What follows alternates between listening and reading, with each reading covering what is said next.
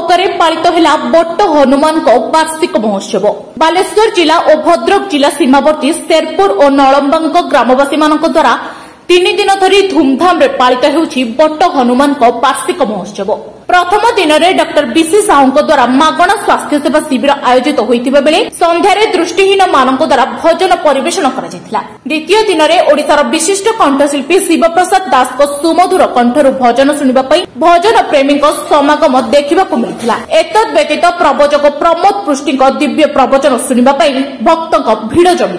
परिशेष में doctor BC Sahu को सेवाश्री सम्मान में प्रवचक प्रमोद कुमार पृष्टि को बाग्मीश्री सम्मान और Mahakal events Videshwar tent house Devshri Sahu को सश्रद्ध सम्मान में सम्मानित करा।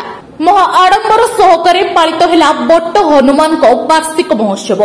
बालेश्वर जिला और भद्रक जिला सीमावर्ती शेरपुर और नलंबा ग्रामवासी द्वारा 3 दिन धरी धूमधाम पालित होउछि बट्ट हनुमान वार्षिक महोत्सव।